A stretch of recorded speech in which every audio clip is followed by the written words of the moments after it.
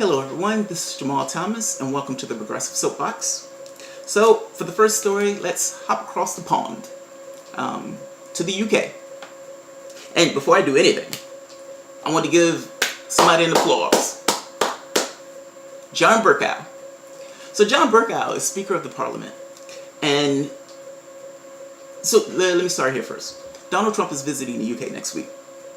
And the question was raised whether or not he's going to speak at the House and speak and address Parliament. John Bercow entered this blistering response. What it boils down to, that is a right that's earned, not just freely given. And at the end of the day, a racist, misogynist, xenophobe that's eliminated 100 and some million people from coming to their country purely because of their religion has not earned that right. And John Bercow is absolutely correct. Now, the reason why Trump is going is because he was invited. Theresa May, during her time when she was in the United States, essentially made the invitation to Trump to come to the UK. That invitation was met with massive protests. An online petition was filed that essentially said, keep him out of our country because he is so grotesque. And look, that petition was getting, I think at one point, like 1,000 per minute signatures. Like, that's how many people were riled up about this man oozing his way into their country. Now, to be fair to Theresa May has other considerations that she needs to take into account. And look, as Prime Minister, I would make the argument that to some degree it's her responsibility to have those. In this case, she's leaving the EU because of Brexit.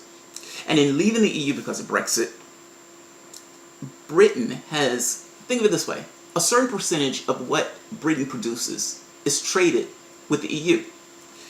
Because they're leaving the EU, they're not going to have that trading partner until they have some negotiation to determine how that trade is going to look, or how that trade relationship is going to look. Between the two, Theresa May is in a weaker spot. So her plan, or her idea up to this point, is to leverage her hand with the United States. Meaning, if she can create a trade deal with the United States, it takes some of the pressure off dealing with the EU. That's one. The second part of that is, being that she has the option of a trade deal with the United States, it helps her in getting a better deal with the EU. So it's twofold. I mean, her job at this point, she's trying to do both. The problem is that the person she's interacting with is absolutely grotesque. And the public understands that that person is absolutely grotesque. And so her interacting with him just makes her look bad. Even though, in her mind, I'm pretty sure she's thinking to herself, I'm doing this for Britain. And she's been taking flack for it. Now, look, you can make the case whether or not she should take flack for it. That's a different question, but she's taking flack for it. But Bercow was not having it.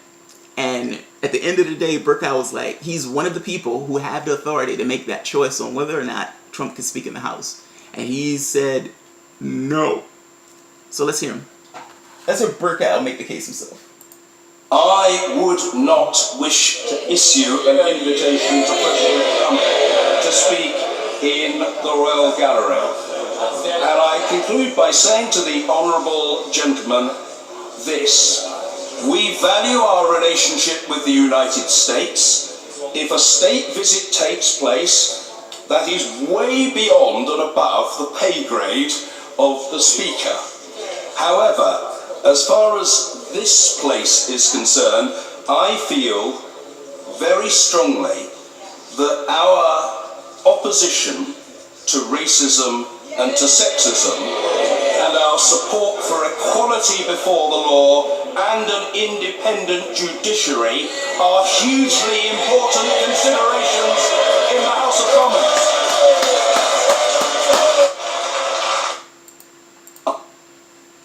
That is strong. That is absolutely strong.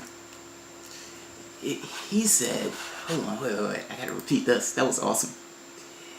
He said, I would not wish to issue an invitation to President Trump to speak.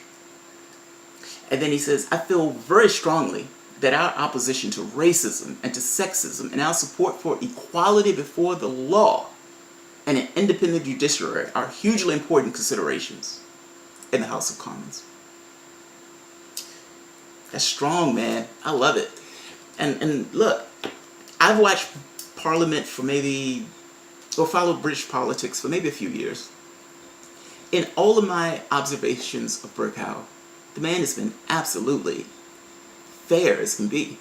I don't even necessarily know his politics, because his politics don't hang off his sleeve when he's interacting in that role, when he's functioning as kind of the referee between these guys.